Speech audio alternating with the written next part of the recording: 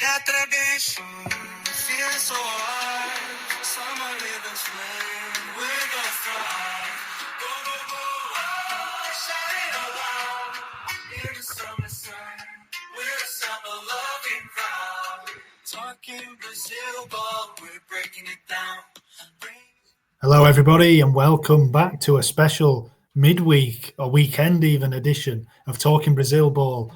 Fogo stand right on the edge, one game from history, one game from a historic Copa Libertadores and Brasileirão title. Can they get over the line this week?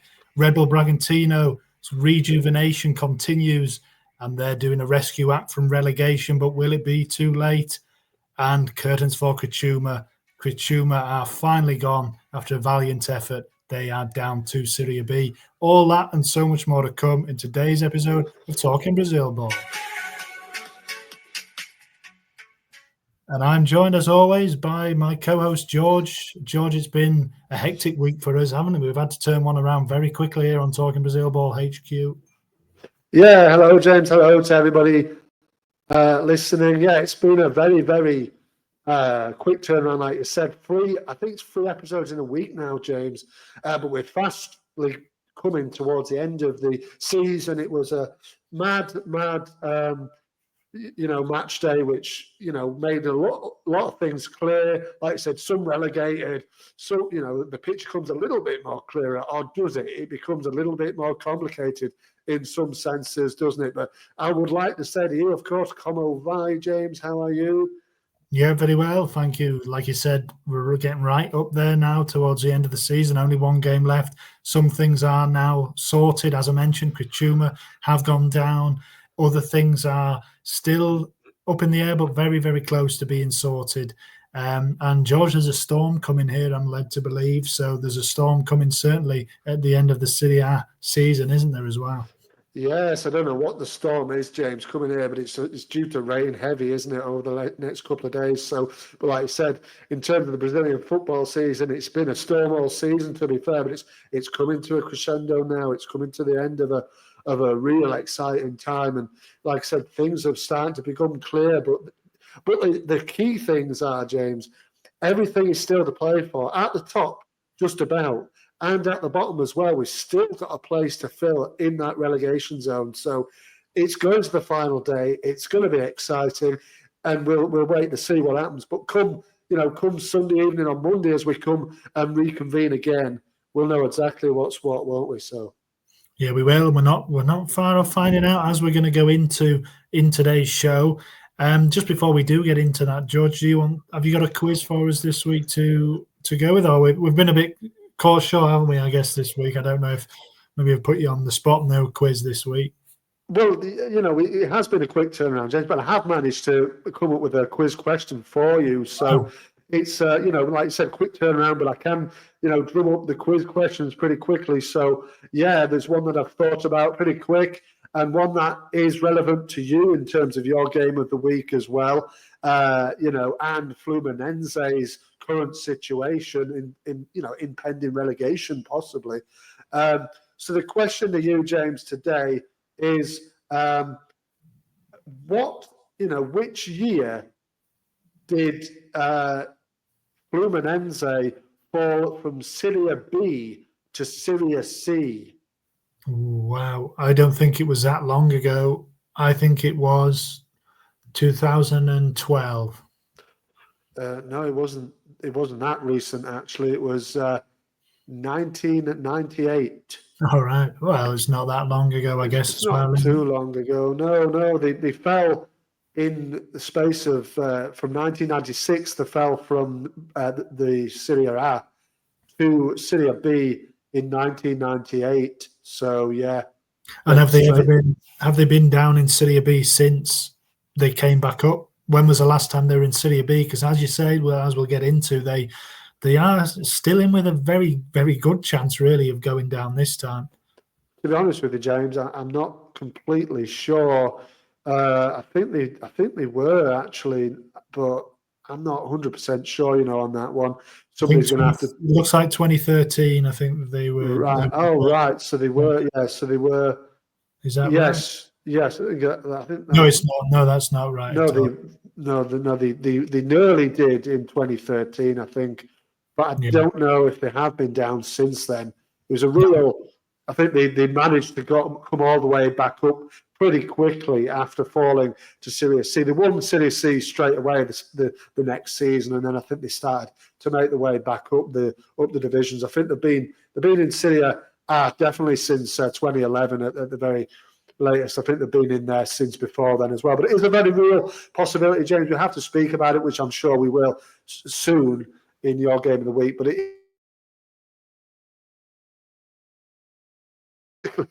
also, No, we've got some technical issues there. I think you just disappeared for that bit, but you look like you're back now anyway. So let's.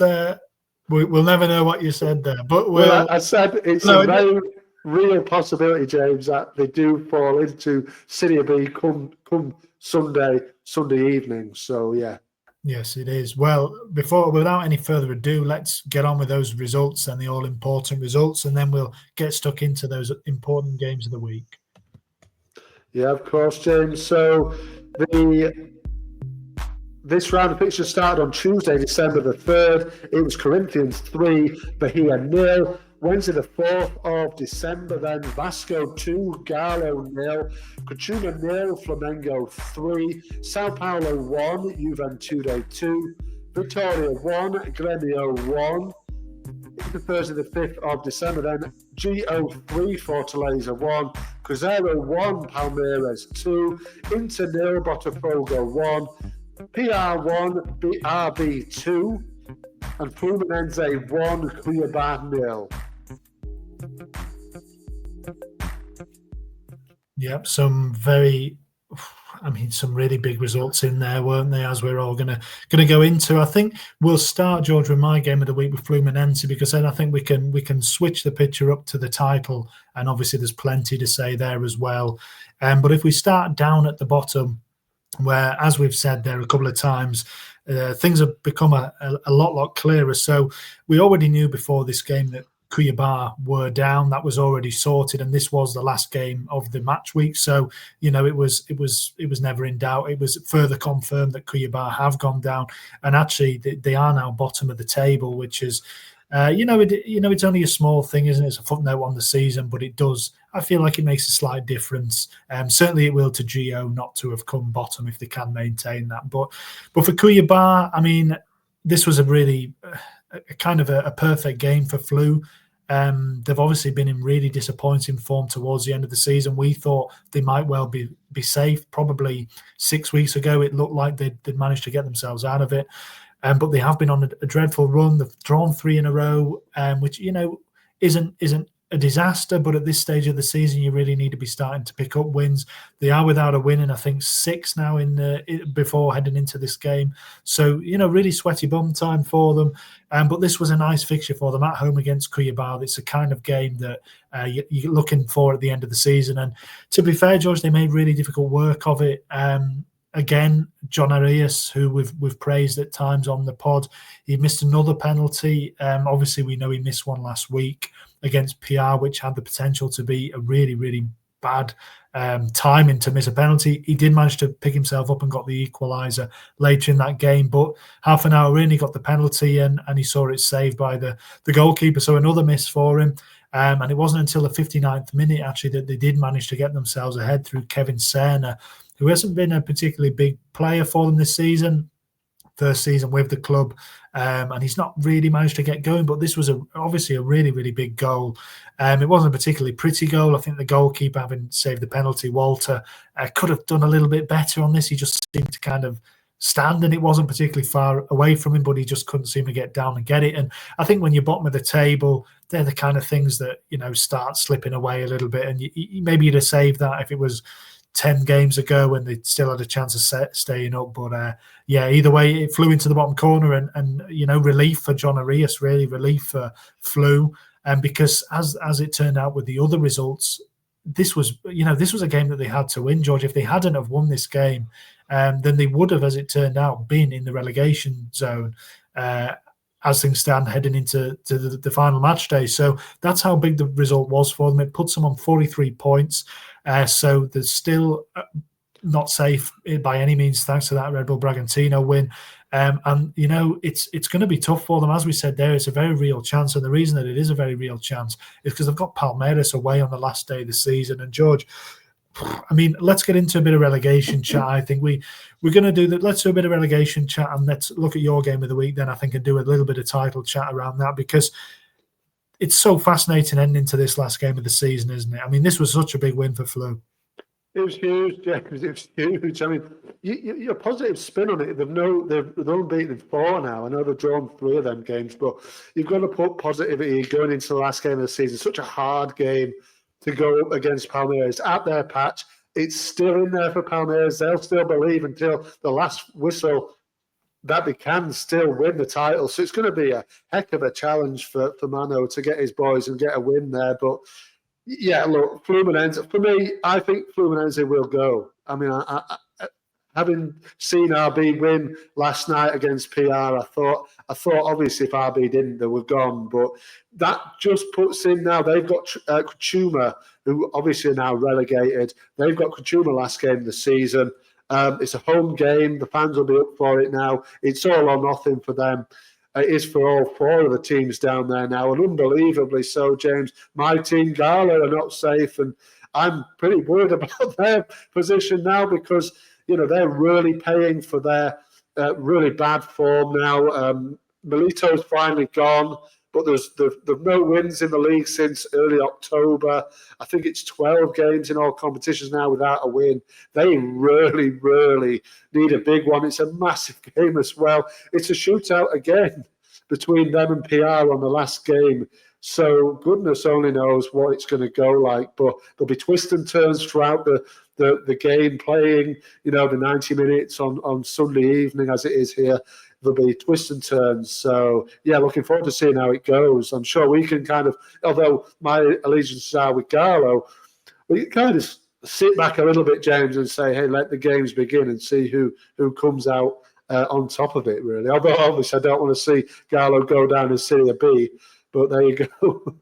Yeah, like you said, finally, Diego Milito's time had come. I mean, you've been calling for it for a while. To me, it seemed a bizarre time to do it with 1 game left of the season. But I mean, it is fairly unbelievable. So just to paint a clear picture for the listeners, there's 4 teams left who can go down, and there's 1 place up for grabs. So as I mentioned, Kuchuma have gone, and which we'll go into a little bit. I think we'll go into that a little bit in a moment. But yeah, there's four teams who can still go down. So they are Atletico Mineiro, of course, Galo in 14th, Fluminense in 15th, and Atletico Paranense is 16th, and Red Bull Bragantino in 17th.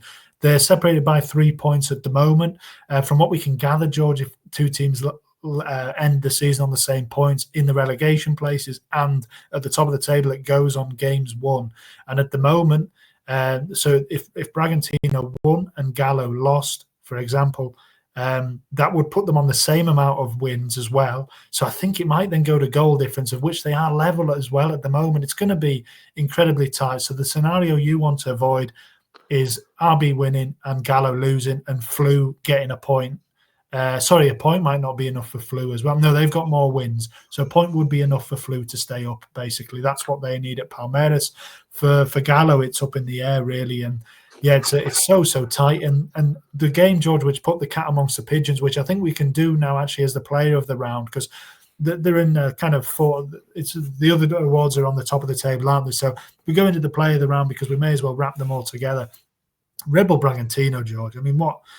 I mean, you've been very down on them for a few weeks now, and I actually thought, you know what, Seabra's gone in there and he's done a pretty good job. He's made them tough to beat, and you'd have to say that this win was coming. And again, it was a huge one against Atletico Paranense, who, despite getting those good couple of wins recently, it's a good job they did because you know, they are only 1 point above Bragantino, and like you said, they've got that final game shootout. Well, not a shootout, Kuchuma are down. But they've got a very, very winnable game on the last game of the season. So this was a huge win for them, 2-1 away at Atletico Paranense. And the reason I'm bringing it up is because the player of the round was involved in that game, and it was Eduardo Sasha who got a brace. George, can you just talk us through what happened in this game because it was so significant. And Sasha has ended up being the key man for Bragantino as he was in the last match day. Yeah, he got a goal. It's 3 goals in 2 games now for Sasha. And I just thought, you know what? There was 1 or 2 people involved. Memphis Depay could have had it on another day. But I think it was just all for him when I seen he's got those 2 goals. What a time to come up with a winning performance for your team. That's their first win in 13 league games, James. And what a time to get it. What a time to get it and just say, hey, look, we've messed around for a bit. I know you say they've been hard to beat, but they haven't won any games. So, you know what I mean? They really needed to push on. It was a late show from Sasha, 8 minutes from time. It was a lovely goal, actually, to win the game. And they really needed it because they were down. If they hadn't won this game, I'm pretty sure psychologically as well, they would have been down. And they have a winnable game to end it with. And this is now, I would say, in their favour. It's their favour. They're at home. The Krishuma just been relegated.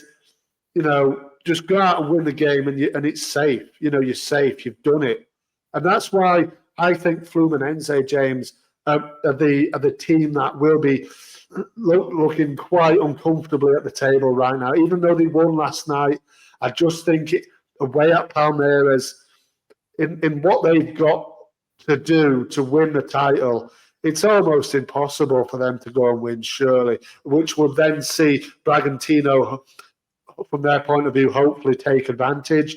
You know, I just think, yeah, Sasha, what a time to come up trumps for your team and score a couple of goals. And rightfully so, he went bonkers after he scored that second goal. I think he got a yellow card potentially for his shirt being removed. No, I don't think he did, actually, but yeah, he probably should have done, but there you go. Yeah, I think he did, actually, yeah. But he went mad. He went mad, and why would he not? So, yeah. It was a really nice finish. It was kind of a bit of a scramble in the box. It came out to him on the edge of the box, and he just like lifted it over a load of bodies on the floor. Defenders were all over the place, and he had to place it perfectly, and he did. And you say, George, it would have been a psychological blow for them not to get that goal. They would have actually been down if he hadn't have scored. So if they'd have only got a point from that game, they would have been on 39 points, which is 3 points off Atletico Paranense. But, of course, they were playing Atletico Paranense, so they'd have had a point more, George. They would have had 43. So without that goal from Eduardo Sasha, like you said, 8 minutes from time, we would have been talking about it's done and dusted now in the relegation battle, because they would have been down. That's how big that goal was. And like you say, it wasn't just about the goal. It was literally an all-or-nothing goal. And then it puts them into the driving seat in some ways on that last game of the season. Obviously, being at home, Krishuma, like we said, have gone down, and they're not even going down with a fight. They've lost 4-2 to Corinthians, then they lost 3-0 to Flamengo. Not easy games, okay, but they're not really putting up any kind of resistance at the moment. So Rebel Bragantino, if you're Fernando Seabra, you've got to be going into that game thinking, you know, just win the game. Like you said, winning the game doesn't necessarily keep them up. Just because if they win and say if Paranense beat Gallo and Flu win as well, I think that scenario would still see them go down. No, because the goal difference would be better. It's a bit tricky to say, isn't it? When it's quite difficult to fathom it, really, isn't it, James? At the moment, I mean, we've got to wait. I think you're right. I think a win would keep Bragantino up essentially, and then they just have to. They don't need to worry about what anybody else is doing. If that's the case, it's in their hands. And yeah, what a favourable game to do it in. It adds so much more drama as well that Paranense and Gallo are having to head off against each other. And who'd have thought Gallo would be down there at the moment? But yeah, I don't know if you want to mention anything else on that Rebel Bragantino and Atletico Paranense game and Sasha's performance or anything. Not really. I mean, you get 2 goals. It's just a huge thing for your team. And like you said, if he hadn't scored that goal, no doubt why he went mad, because that was it. It was a lovely bit of play as well from, I'm not sure who it was, but he kind of danced into the box and he just got taken out by the goalkeeper or whatever. And then one of the lads just poked it back to Sasha and he just lifted it over everybody and into the net. But yeah, it was such a huge goal. and let the drama continue on Sunday evening, James. I'm sure we'll be constantly looking and checking at the table as the goals go in or not in other sense as well. So let's just wait and see. But it's all come down to the final one. Me as a Gallo fan, obviously not happy that they're in there, and I'm happy Melito's gone as well. To be fair, it was about time, but just get over the line now. But PR's a difficult game as well, and yeah, let the games begin. Yeah, we could even do like a watch along, although I don't know whether that'll be possible. But that'd be quite good, wouldn't it? A live table updates. I'm not sure who'd be interested in that, but somebody might be. So, people are interested in all sorts of stuff, aren't they, James? So there will probably be somebody out there that would be interested in that. But yeah.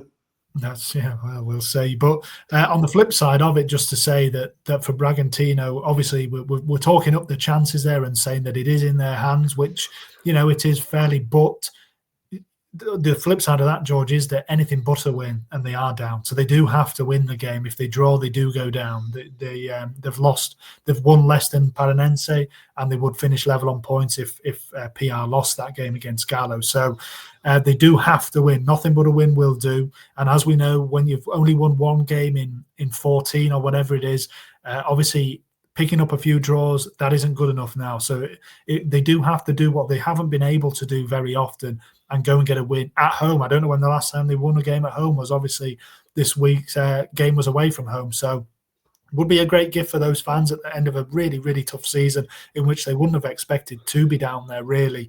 But they have given themselves a fighting chance. And like you said, for us, it really adds another layer of drama to what could have been a drab final day on that relegation picture. But anyway, well done to Eduardo Sacha. He's a really well-travelled player in Brazil. He's been all over the place. He's been at Gallo as well, 32 years old now. So it obviously a big moment for him. But I did want to talk about Gallo, George. That's why I've rushed through those games a little bit, just because obviously we know you're a big Gallo fan.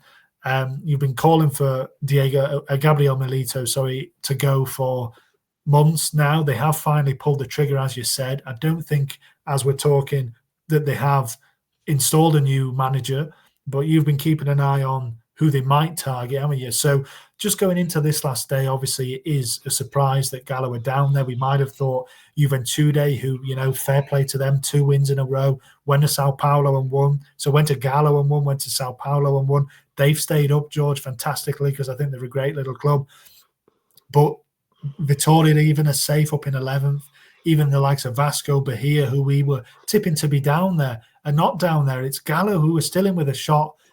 It seemed implausible just a few weeks ago. So can I just get your reaction and how you're feeling about Milito going, and what do you think's going to happen both in this last game and moving forward with a new manager? Yeah, of course. And just on your other point there, Bragantino not won at home since the 1st of September, and they haven't won back-to-back games since the very start of the season. So it's something they've got to do that they haven't done since the very start of the season, back-to-back wins. So, but it's a favourable game for sure. In terms of Gallo, yeah, I'm delighted actually that Milito has gone, James. I've been calling for it. I have for weeks now. That's 12 games without a win in all competitions, losing both finals within that as well, the Copa do Brasil and the Copa de Libertadores last weekend. So not been a good time. I'm surprised they waited so long to do this. And yeah, I'm as surprised as you.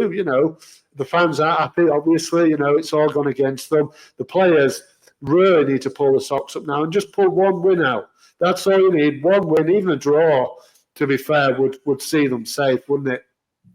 Just put on a performance, get the season out of the way with, make sure you don't go down. And then, and then we can rebuild in the summer, in the winter time, actually, isn't it? Obviously, with the Brazilian season. So I just think I'm happy that Gabriel Milito has gone. I think it was time. I think the players just look short of any confidence, and another defeat on last time out as well. So it's and a poor one at that, because Vasco are on nearly as bad form as Gallo. So, your boy Coutinho come up trumps in that game. A couple of lovely goal involvements actually from him, but it's a game you would have expected them to win. And it's just completely gone off the rails, and they've just allowed it to keep going, in my opinion. They've just allowed it to get worse and worse and worse. Milito was done. Milito was done weeks ago, month ago. He was done. And they just kept him on, I think, because they probably felt, well, he's got us to Libertadores final. He's got us there. Let's let him have that. No, let him go. The team are in absolutely dire straits. Let him go and give yourselves a chance of actually, doing something in the lib. They didn't. They're sleepwalking into relegation. And in many ways, they probably deserve it. If you're not of the Gallo's persuasion, you might say, Gallo, yeah, you deserve it. Because they've just they sleepwalked themselves into this position. They're now in a position of real peril, and it could work it out that come Sunday evening in Brazil, they're down in Serie B, and that would be unthinkable, really. And the first time in quite some time that they would find themselves down in the second division. Yeah, it was a big. I mean, we billed it last week or last episode as a big game. I think they were side by side in the table potentially. I think, yeah, they were. They were on the level points before the game started, and it was, as it turned out, I think it was always going to be really whoever wins that game is going to be safe. And there were two teams who were really, like you said, sleepwalking a little bit. Vasco obviously didn't change the manager, but they would have had different expectations going into the season to Gallo. And yeah, Felipe Coutinho, who to be fair, I mean, we've talked a little bit about Memphis Depay, and we're going to again later in this show. He hasn't really come in and had an impact. He'll be probably looking at Depay and thinking, I wish I could kind of still make that impact, because he hasn't really come in and done a lot at Vasco, but he really showed his quality here to decide this game. The assist for the first goal is delightful. It's a perfectly weighted, kind of dink over the top of the defence for Vegetti to pounce and score. And then he gets a second goal himself. So that was a really big statement for Vasco, I think, and it was just important for them. I mean, they're up in 10th. It's well positioned, but they can now enjoy that final day of the season in the knowledge that they're going absolutely nowhere. But yeah, for Gallo, I mean, the counterpoint to all that is if you change your manager so late in the season for such a big game, who do you go and get? And I know you've been looking at some of the candidates. Haven't you? Text me that they were looking at somebody, and I didn't know who he is. Do you know anything more about who that was? Luis Castro, was it? Yeah, Luis Castro. Luis Castro's former Fogo manager, James, and he's I think he's quite a well-known manager actually. I think in Brazil, if I'm mistaken, somebody let me know. He's a Portuguese manager, but he has come out actually and he said he's not interested in managing a team until the summer, basically, which says to me that he's probably looking at a European. He's looking at Europe, isn't he? And to be fair, I said he was a well-known Brazilian manager. He's not at all. I think Botafogo in the 22-23 period, that was the only time he's managed in Brazil. He's had a long history of managing teams in Portugal, amongst them Porto, the Vitória Guimarães. He also managed in Donetsk as well, in Donetsk. So he's and then he's gone to Qatar, I think, and Dubai as well. He was actually managing Cristiano Ronaldo up until quite recently at Al Nassr. So yeah, he he's not well known within Brazilian football. That was my error, but he's obviously not interested in the Gallo position anyway. It looks like to me, being him not interested in a move to the summer, looks like he's probably holding out for a European club potentially. I don't know of any other candidates at this time, to be honest, but we'll wait and see. I mean, Scolari, they're a bit spoilt with Scolari really last season. I mean, they finished third last season, James. I mean, it just says it all really. Milito, it was too much too soon for him, and it was so obvious to see really with the results and everything. So yeah, let's wait and see what they get. But the immediate future needs to be in Serie A. They need to make sure that it's unthinkable they can go down here really. But it comes to the teams, big teams do fall, as we know, all the time. So they're not immune from relegation, so they need to work hard in this last game to avoid it.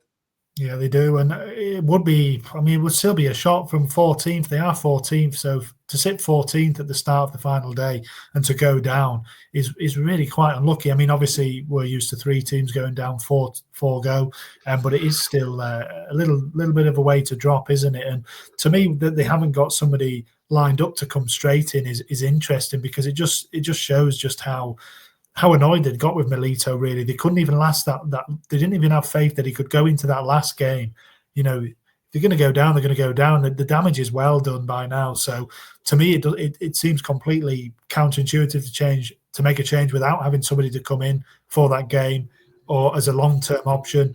What's that going to do to the minds of the players? You know, at least if they had Milito there, he's been there all season. They know what he's about. They've won games for him in the past. They've won big games for him in the past.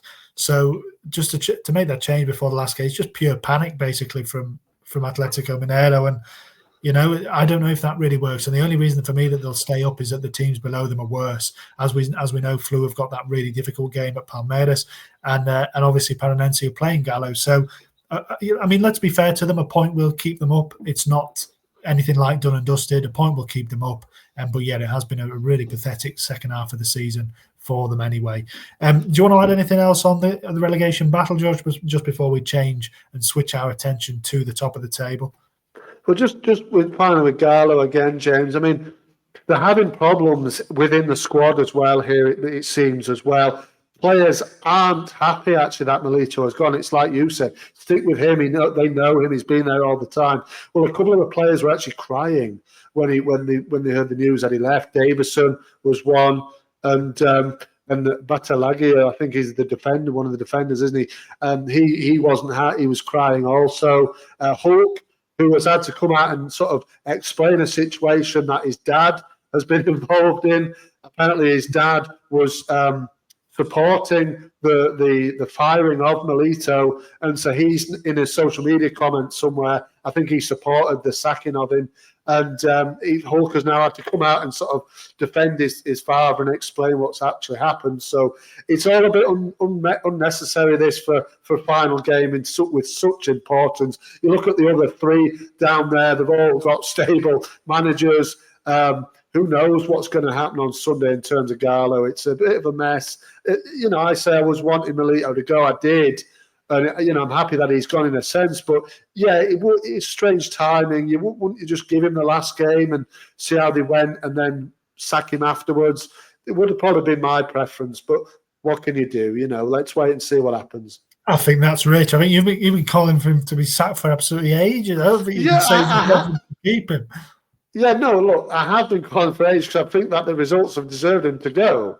But I think ultimately, yeah, I agree that changing a manager at a certain time, although the fans might want it as well, it's probably it's counterproductive. It's not productive to do that really when you've got one game left, I guess, which if it wasn't such importance, then yes, sack him, why not? You can do it whatever time. But it's now become a real important game on Sunday, and it does look a little bit like they might left with egg on the face. Just let him see. Even if he gets them to stay up, sack him either way. Just do it after this pressure has gone off. But yeah, no, don't get me wrong. I wanted him gone all the way for quite some time now. They've been performing absolutely horrendously, and as we know in football, the coach is the man that takes the fall. So, yeah, I'm not, going to sit here and say I want him to still be the manager, because I don't. Yeah, the players have to take a lot of the flat for me. They've just, like you said, they've taken the foot off it, got complacent, I think, felt sorry for themselves, those cup final defeats, and it could even get worse for them. But let's shift our attention, George, to more positive topics for Botafogo anyway. So your game of the week, we've taken a roundabout route to it there, was of course the Inter Botafogo game at the Beira Rio. And George, Botafogo are right on the edge, aren't they? they're right there, James, now. You know what I mean? I had to really furiously check what was going on when I seen the results, to be fair, as what's going on, Palmeiras, how can they win it? And Botafogo won it now. But no, they're right on the brink. Look, a point would see them home. They've got a favourable game, really, against a kind of wilting Sao Paulo team who haven't won, for a little while now, to be fair. And, I think it's a home match as well, at the... obviously at the home ground, the Nilton Santos. So they're gonna be favourites. It's gonna be party atmosphere in Botafogo on Sunday evening. They'll expect the title to come to them, and I think everybody does expect it to come to them as well. And in this particular game, James, they were actually second best. We know what Inter are like. I mean, I know that's 2 on the bounce have lost, but no disgrace to lose to Flamengo and this season to Fogo. So they had the better of it, all the possession, all the shots on goal. Botafogo actually only had 2 shots on goal the whole game, but one of them was crucial in the first 5 minutes from that man who we mentioned quite a lot of the time this season, Mr. Savarino. Another goal for him, and it was a lovely goal as well at that, wasn't it? Long ranger. Right from, just popped up from nicely, volleyed it straight in the bottom corner. 7th goal of the season, 7 assists he's got as well. He's had a fabulous season. You've got to say from here that it's Fogo won it for me. Palmeiras, they can do what they can. I'm sure they will beat Flu. What damn it, what that will result in Flu, who knows? But I think they will beat them and come as close as they possibly can. It's a real close title race, this one. But Fogo, I mean, as you can imagine, John Teixeira has been absolutely all over it, James. He's been running his mouth after what has happened with the Libertadores win as well. And he's saying they're almost as good as some European sides and that they could challenge the European sides in some way. And he went on to say about a friendly game they had with Crystal Palace. I don't know the end score, but he said it could have been 0-0. Well, any game could end 0-0. So, that says to me they probably lost the game. So he's bonkers for me, James, and he just comes out with some crazy statements. Also, Arthur Jorge has been speaking as well after the win, saying about the fans, the passion of the fans, and what he saw in Portugal. He says it's better in Brazil. The fans are more passionate in Brazil than they are in his native Portugal. So he's enjoying himself. Why wouldn't he? He's on the brink of a double in his first season. He's the best in the league for me. I've said it way back when. He's the best in the league, and I think they're nearly there. They're nearly there. Yeah, Arthur Jorge, I remember we spoke really early in the season about how he was citing influence from Klopp a lot, wasn't he? He was talking about Jurgen Klopp and a couple of other high-profile managers, how he'd taken a lot from them. And he smashed it. What a first season. And it does look like he's going to get the double. Texter is obviously, he's got a hand in Palace, hasn't he? He's got some kind of stake in there. But of course, something we haven't mentioned is that the Club World Cup draw was done yesterday. This new revamped Club World Cup for the summertime, which I'm still a bit hazy on the details of it. But Botafogo will, of course, get their chance to match up against European teams. They've been joining a group. Listen to this group, George. They've been joining a group alongside PSG, Atletico Madrid, and then Seattle Sounders from the USA. So it's a new revamped competition. There's other Brazilian teams in there as well. Palmeiras, of course, are in there playing Porto. And I think there's a couple more perhaps as well. Flamengo are in as well. So Flamengo are in a group with Chelsea, and then I think there's a Mexican team and a Tunisian side. So the headline stuff is Botafogo's group, Paris Saint-Germain and Atletico. So that'll be a real test, a real chance for them to put themselves up against 2 quality European teams. Not Crystal Palace. This is not Crystal Palace, John. And we'll see how Mr. Texter fancies his chances there against PSG and Atletico. But yeah, back to Botafogo. So let's just clear up the stipulation, George. So I was reading that there's 9 different results that can happen between Palmeiras and Botafogo's games. In 8 of those scenarios, Botafogo end the season as champions. There is only one scenario in which Palmeiras would win it, and that would be if Botafogo lose and Palmeiras win. So as we know, Palmeiras are favourites, like you said, but Flu are fighting for their lives. It's not maybe a foregone conclusion. It might be slightly awkward for them, but if they do win and Fogo get a surprise loss at home to Sao Paulo, then Palmeiras and Fogo would be level on 76 points, but Palmeiras would win it by virtue of games won. So this is how tight it is, George. Both teams have won 22 games. So obviously if Fogo lose, Palmeiras win, Palmeiras would have won 23-22. So that's how close it is. That would give them the title. So when you look at it that way, it's an outside shot, but it's certainly not quite over. And the reason, again, George, why it's not quite over is because of our another award winner, our Young Player of the Award this time. And it's a man who's had the biggest hand in the whole of the season for Palmeiras, Estevão Willian. And, I mean, this is such a big goal again, isn't it, George, for Palmeiras? Oh, it's huge. It was the last minute, James. Like Sasha for Bragg. You know, you don't score that goal, but it's over. It's done and dusted there and then. And Botafogo are celebrating a championship right now. And as it is, they've still got to work for it. Make them work even harder, Fogo, for it. And courtesy of that Estevão free kick, that's why it's still not done. So Estevão, like he has done so many times this season, he's saved Palmeiras another time. Add that to the list. 13 goals is it this season so far. And, you know, he's had a marvellous season. Obviously, on his way to Chelsea at some point next season, is he, in the summertime? Obviously, sort of midpoint maybe of the season here. So, yeah, it was a lovely free kick as well as that, wasn't it? Straight in the top corner. The goalkeeper was getting nowhere near it. Casio, wasn't it, in the goal for Cruzeiro? So he wasn't getting anywhere near it. Experienced goalkeeper. And it's such an important time. Keeps Palmeiras just about in there, like we said, and they'll all be wearing, probably they wouldn't want to, but they'll all be wearing Sao Paulo shirts on Sunday, won't they, as well as their own green, won't they? I'm sure. Well, it's a nice little twist that Palmeiras are obviously relying on their city rivals Sao Paulo, and Botafogo are relying on their city rivals Fluminense to do something. I mean, Fogo obviously have their own destiny in their hands, but it's a nice little quirk, that of Brazilian football. So yeah, we'll have to see. But I mean, it's so cool the way Estevão just puts that in the top corner. I don't think you can underestimate the sheer pressure really of that point. It's not a penalty or anything, but it's a last real chance of the game. Like you said, if he doesn't score that, the title goes to Botafogo. And really, when you think about that it keeps them in it, that they could win it, and if they do go on to win it, I mean, what a big goal that really does turn out to be. But yeah, Estevão, he has turned up every single week pretty much. I mean, we do a Young Player of the Round, a Young Player of the Year award, George, which we might do in the show after the last one. And how can you look at anybody but him? He's been absolutely sensational. And yeah, it's pleasure that we've got him in the league for half of next year anyway, before he does head off to Chelsea.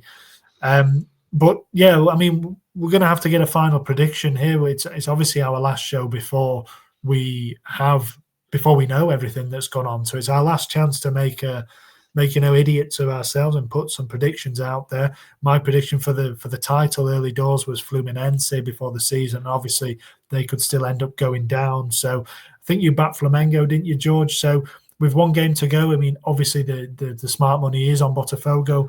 But do you see any hope for Palmeiras? What's your final decision on this one? Yeah, it'll be Fogo, James. Botafogo will win. I think they'll beat Sao Paulo.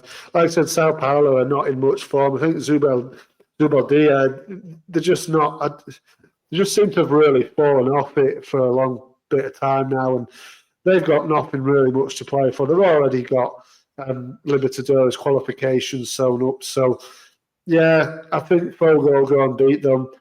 Palmeiras will probably win as well, but it'll mean nothing. They'll end up 3 points behind and losing the title. And they'll be so disappointed with it because Abel Ferreira will be thinking, if we'd have just won that game there, if we'd have just won that one. But it swings and roundabouts. That's the way football is. He's won the last, has he won the last 3, I think? So, 2. So, he's denied the hat-trick. But I don't know, James. I'll be interested to see if Ferreira is still in the job come next season. I'm not sure he will be, actually. I think maybe he might take the opportunity to say, hey, you know what, we didn't win this time. I'm off, sort of thing. So it'll be interesting to see. Palmeiras as well aren't without their sort of disasters as well. They've been relegated in the not so distant past as well. So it can happen to anybody that sort of fall from grace into relegation. So but Fogo to win it. Yeah, Palmeiras have had problems of their own. Botafogo have had problems of their own. So Palmeiras can look at a number of results and say we should have done better. I mean, again, we look at the points tally. The most they can get is 76. It's not a great tally. It's a tally for third or fourth, really second to fourth in a Premier League kind of context. So, they've dropped a load of points, but Botafogo have as well. They've had periods of the season where they just haven't seemed to get going. They've lost silly games at times. They've drawn silly games. Even a couple of weeks back, it looked as though they might be throwing it away. So it is swings and roundabouts. They've both had periods where they've been on top. They've both had periods where they could have taken charge even further. Palmeiras only really have themselves to blame if it doesn't go their way at the end. And like you said, they've won 2 in a row. It's nice really for the fans of neutral fans like us. Well, we're not neutral, are we actually? But fans like us to see a different winner. It's always good. And Fogo, obviously, as we know, haven't won it for 29 years, so it would be a big moment. But anyway, let's wait and see the way the wind blows on Sunday. All the play for, there'll no doubt be a few twists and a few handbags. And Gregory, I don't know if he'll be playing for Botafogo, but I mean, he'd certainly tried to sabotage their Libertadores win, so maybe he'll do something similar against Sao Paulo. Who knows? We'll have to wait for that one, George. But anyway, let's move away from that into the relative serenity of 7th place and the Libertadores places, and let's look at the goal of the round, because there was a few decent ones here, wasn't there? But in the end, it was a pretty obvious winner. Yeah, I think it was obvious, James, and I think the man who got it was unlucky, really, not to get the Player of the Round award. But we had to give it Sasha, really, for his performance and the enormity of that goal that won them the game. But I mean, yeah, there were a few really nice goals. Actually, talking about Esteban's free kick as well. I thought there was a couple of nice goals for Gio actually in their game as well. Mateus Pereira as well got a nice little finish against Palmeiras as well. So there was one of that Sasha goal itself. There was quite a few actual ones. I think there was a nice one in the Flamengo game as well. I think it was Arejo. I think that was a nice goal, the last goal there. So. Yeah, but in the end, it had to go to Memphis Depay. I mean, it was a lovely free kick, wasn't it? And like you said, it kind of seemed to quicken up as he kind of hit the ball. Left side of the penalty box, really tight angle, not an obvious angle to score a goal from. And he's just put his laces through it. It's bounced off the bar and into the goal. It's like he's got the sweet spot. He's just hit it where it can go into the net. And the goalkeeper's got no chance at all. And it's that put them into a really easy. They breezed the game in the end. It was a 3-0 win over Bahia. I think it's 7 in a row now. Corinthians have won, and they won't want the season to end, will they? They've been on unstoppable form for some time now, and the kind of trio of Garo, Depay and Yuri Alberto are just having an absolute ball, aren't they, at the moment? Each time they're just scoring goals, assisting goals. Yeah, they're having an absolute party over there at the moment. And Yuri Alberto, for me, will end up, in the Premier League, I think, come January, end of January. But let's wait and see. Memphis Depay, it'll be interesting to see what happens to him in the start next season. I think, did you say last week, James? I think his contract ends on in the summer, doesn't it? Next year.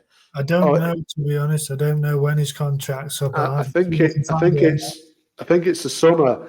But it'd be interesting to see what he wants to say. Because for me, yeah, we've given him the goal. He got a first goal as well. He got 2 goals in this game, and it was a lovely chip goal as well in the first half. I think it did take a slight deflection, but it was a nice finish. And he's really. I don't care what anybody says here. He's got 6 goals, but since he's come in, Corinthians have only gone one way, and that's up the table. And I think that he's really been a real part of that. I think he's properly galvanised the whole squad, probably made them feel a little bit better about themselves and more assured they are better quality than what they'd previously shown.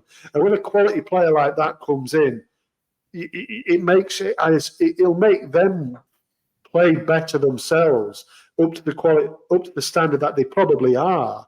So I think they've got a lot to owe to Memphis Depay, really, and because he's had a real positive impact on their season. I don't think either of us, James, envisaged that when he came in. So fair play to him. Yeah, I think he's got 6 goals in 10 games now, hasn't he? He said after the game, I saw an interview with him where he said that he's got a lot more to give to the club, and he was praising the form, and he praised the 2 centre backs as well, the performances, Ramalho and I can't remember the other chap's name, but actually he just checking now, he's got a contract for 2 years. He's there until December 2026. So right. His initial contract was 2.5 years, so he's got 2 years to run on his contract. I mean, that is pretty incredible. The outlay that it must have cost Corinthians to give him a 2.5-year deal. You know, this is a player who he's not 34 or 35 like some of the players we see. He's only 30. You know, he's not the tail end of his. Well, he's not got years and years left, but he's still in a relative peak, really. And to go to Brazil at that age and to sign a 2.5-year contract, he's not doing that unless he's on a pretty good deal. So, he's cost them a bit, I'd imagine, Corinthians. He was a free transfer, but obviously, as you mentioned, George, he's done exactly what he was bought for. And that is credit to him. I mean, I'm not sure about him, to be quite honest. As a person, as a character, I know there's a few things, his statements in the press he's made regarding certain things which I can't agree with, but he's really knuckled down, and he's come in and he's done the job that he's been paid to do. And like you said, he's galvanised the players like Yuri Alberto, who I imagine he's probably taken under his wing a little bit. I don't know what his communication skills will be like. I've not seen him do any interviews in Portuguese. He's been speaking English, which he obviously speaks very well. So. Fair play to him, and I like these kind of stories where you see the players come over from Europe, and if he does stay there for his full contract, maybe even signs another one, who knows? He can become a real cult hero at Corinthians, and that is, that's a story that you don't see that often, and that is something I think to celebrate in this kind of day and age. So fair play to him. He's surprised us. He's surprised, I'm sure, many people in Brazil who are used to seeing these big names come over and kind of flop and stay for a little bit and go. But that isn't to say, George, if an offer comes from Europe, they maybe be keeping an eye. I'm sure that he'll probably have one eye on thinking, if I do well, if he doesn't do well there, he's not getting anything like a move, is he? But if he does well, he might have a few clubs knocking on the door for him. So, fair play to him. And this was a brilliant goal, well deserving of the goal of the round. And Ramon Diaz, I think, will be in our conversation for Manager of the Year, like you said last time. And George, it's important to note as well that the president came out in a press conference during the week and just confirmed that Ramon Diaz and his staff will be there next season as well. I think they were anyway, but I think it was a bit of a let's see how it goes type deal. But he confirmed that they will be there next season. I know you're a fan of his, so we've got to expect big things from them next year, haven't we?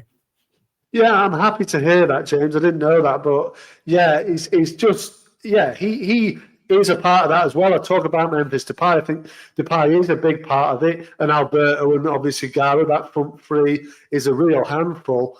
But we have to expect them to be up there, challenging potentially next year, James. If Diaz can stay, if Memphis Depay does his full contract, which is obviously there next season, and obviously I think they will lose Alberto, but look, they might get good cash for him, so they might be able to go and spend that on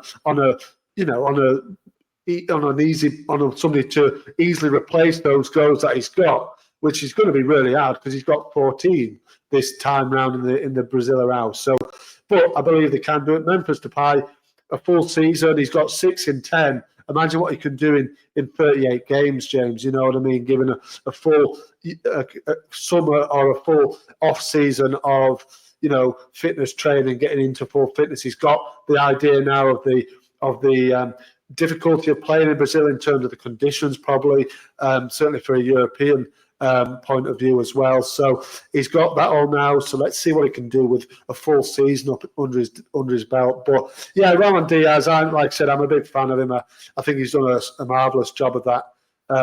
Turning that situation around, because he did come in and it didn't work out very well initially, but it's really taken shape now, and fair play to them. I think they will be a force next season, definitely, yeah.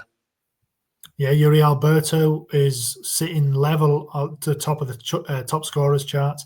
I don't know if they have a special name for the top scorer award in Brazil. I know there's various names, Capocannonieri, isn't it, in Italy, and these kind of things. I don't know if they have a special name.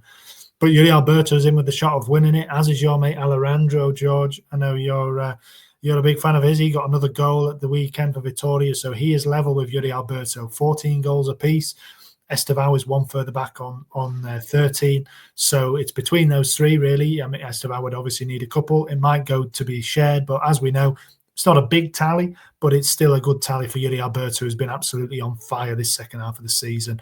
And Wesley is a few goals further back, as is our mate Luciano Neves, Rafael Veiga, who's turned up as well. But a word on Wesley and Inter. I saw that his dad passed away in a motorcycle accident this week. So our condolences at Talking Brazil Ball go out to Wesley, who's had a really good season with Inter. And yeah, our condolences to him and his family. And Inter obviously ending the season a little bit on a damp note. But I saw Supermercado speaking and saying that there's positive things to come. The fans are positive, which, George, as we know, they weren't. They are more positive heading into this winter break. So let's see how the top scorer award shakes out on that final day. And, George, that's it. We've come to the end of the Talking Brazil Ball season before the end of the season. This is the last time we'll speak actively during the season. So I'm looking forward to the next couple of weeks. We'll have a roundup. We'll give out some awards and things. But for the last time, will you let us know the fixture list? And they all play at the same time, don't they? So there's no messing about with that. It's all at the same time this Sunday. So why don't you give us a rundown and let us know those all-important match day 38 games? Well, for the last time, James, in the season, it would be my pleasure. So, yep, Sunday the 8th of December, all playing at 7 p.m. UK time. We've got Galo and PR, Bahia against already relegated GO. Big one for Fogo. They could be celebrating against Sao Paulo. Cuiabá against Vasco, Flamengo against Vitória, Fortaleza against Inter, which is a big one for fourth position, James. Bit of a shootout for fourth. Grêmio against Corinthians, Juventude against Cruzeiro. Big one, Palmeiras against Flu, and that one at the bottom there, RB Bragantino against Criciúma. Yeah, we didn't mention there really the Inter, obviously I mentioned with the end, but Fortaleza Inter is obviously a big game, as you rightly point out. They are level on points heading into that last game. And obviously the fourth place position, I think, gets automatic qualification to Libertadores. So it is important, actually. I think Inter should be favourites, but like you said on that, they ended that winning streak and they've lost 2 in a row. But Fortaleza are in poor form as well, so a bit of a loser's shootout in some respects. But anyway, we will pick a game of the round, George, still for the last time of the season. So we can still do the normal format for the last game. Although we could also give out awards for the season in the last game. I don't know what you want to do, whether it's worth looking through the match day or whether it's worth just to look back at the season and then the week after we can do maybe a team-by-team review or something like that. Well, I think we should keep the format as it is, James. Look at 2 games to the final time. Obviously, it's the final day. There's probably a bit more to talk about in the final day, the goings on and who said what and all this kind of stuff. So there's a lot to cover.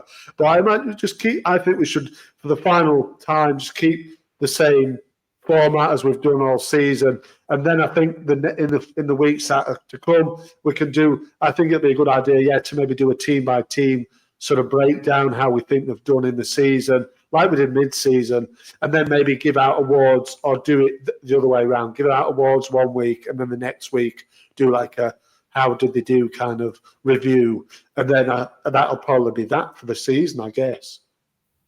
Yeah. So what are you picking for a game of the week then? Well, I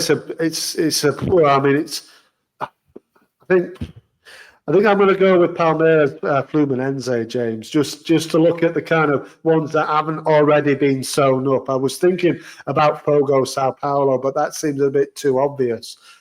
So, yeah, I'm going to go with Palmeiras and Flu, I think. Yeah, we know. I mean, we're going to touch on it either way, really, aren't we? So yeah, I think that's probably fair enough. And I think let's then focus at the bottom of the table. I mean, it's tough, isn't it? There's 2 big ones there. Galo and PR, and then Red Bull Bragantino and Criciúma. I think the Red Bull Bragantino and Criciúma game is the one that's really actively, that's the one that's going to decide it, basically, because the other one, it doesn't matter necessarily what happens if Bragantino don't win. So I think the Bragantino one is the one, so I'm going to go with that. And I haven't looked at them too much recently, so Red Bull Bragantino, Criciúma, that's my pick for the game of the week. And obviously we'll cover the others and we'll look through everything as we always do, and we'll draw some conclusions on the season. So again, George, for the final time, well, no, actually, we'll do a rundown of the table, of course, the all-important one next week. But for the final time with a live table, why don't you let us know where everybody stands heading into the last day? Well, it would be a pleasure of mine again, James. So first is Fogo on 76, second Palmeiras on 73, third is Flamengo on 69, fourth is Inter on 65, also on 65 in fifth is Fortaleza, 59 points in sixth is Sao Paulo, seventh is Corinthians on 53, on 50 points is Bahia in eighth, in ninth is Cruzeiro on 49, 47 points and 10th position is Vasco, 11th is Vitória on 46, 12th is Grêmio on 45, also on 45 is Juventude in 13th, 14th is Galo on 44, 43 points and in 15th position is Fluminense, 16th is PR on 42, into relegation zone then James, 17th is RB Bragantino on 41, 18th and relegated Criciúma on 38, also relegated 19th position GO on 30 points, and bottom of the pile Cuiabá on 30 points, relegated also. Yeah, newly bottom of the table there. You always have a bit of a dig at GO, don't you? But yeah, true.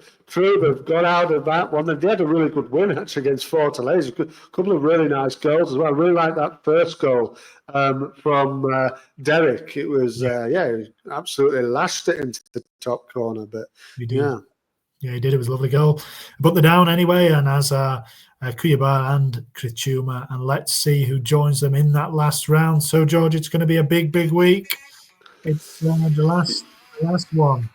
Yeah, we've got to look at last game, James. Last game week of the season, and it's been a great season, hasn't it? But it's still to come. Let's see what happens Sunday. Adios. Adios. We're breaking it down, bringing the passion from every town. Let the world be filled with love tonight. Sway to the beat, make you feel so right. Song by song, our vibes, we're dancing in the heat.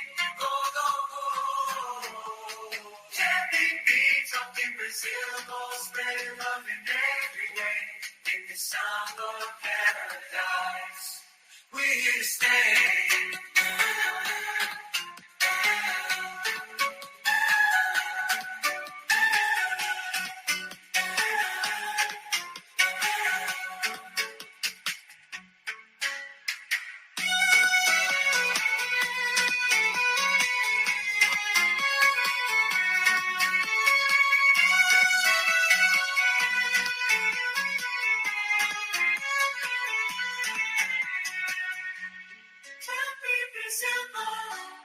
Spread love in every way.